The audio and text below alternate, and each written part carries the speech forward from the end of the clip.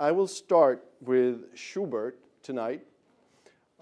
It's the first movement of his sonata in G major, and that is one of his late sonatas. He wrote some wonderful, wonderful piano sonatas towards the end of his life, and this was actually the last piece that was published during his lifetime. It's composed in 1826, and Schubert died very, very young in 1828.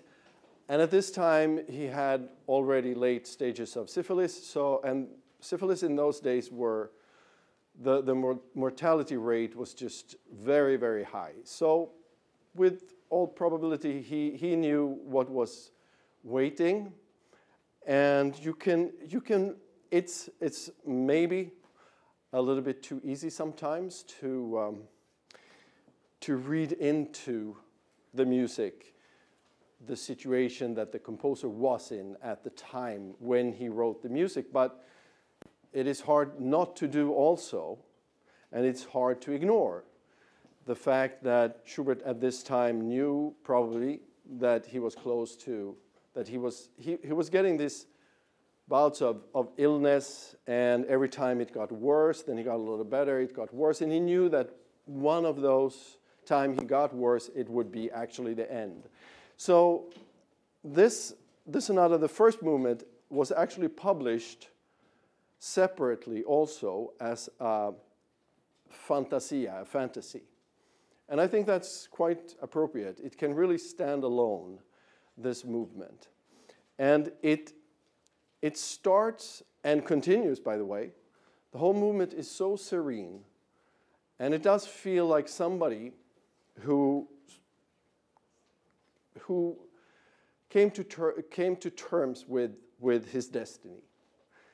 And it's also interesting, I think it was 2 concerts ago now that I played Beethoven's fourth piano concerto with the Princeton group.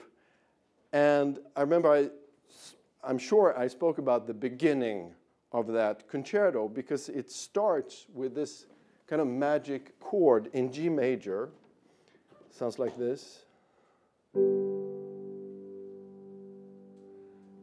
That's how Beethoven's fourth piano concerto starts, with that lonely chord in G major with the third on top, giving it this sound.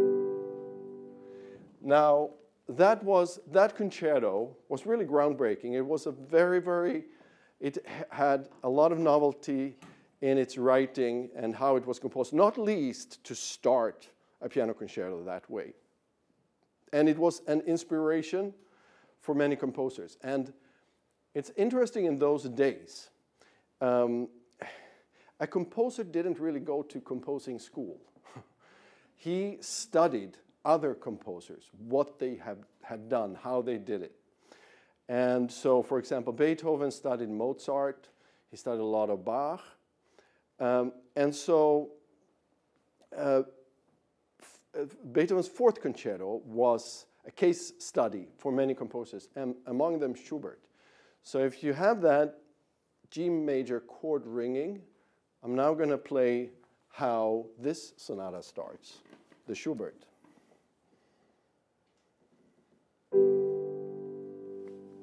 There you go. So, so it's a small little homage to Beethoven's fourth concerto in that very start.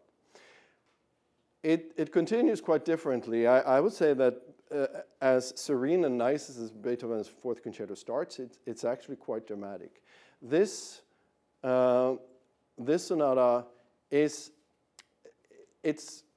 slow in a way, but I feel like with Schubert, and not least in this movement, in this sonata movement, that he creates his own time. I played through a couple of times this afternoon the whole movement, and when I finish, I have no idea how many minutes have gone by. Not only because I was focused, but because Schubert's music does not follow minutes and seconds.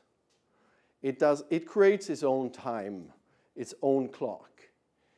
And in this So in this sonata movement, it's almost like time stops a little bit. And so it feels quite long, but at the same time, it all starts and goes the whole time within one moment.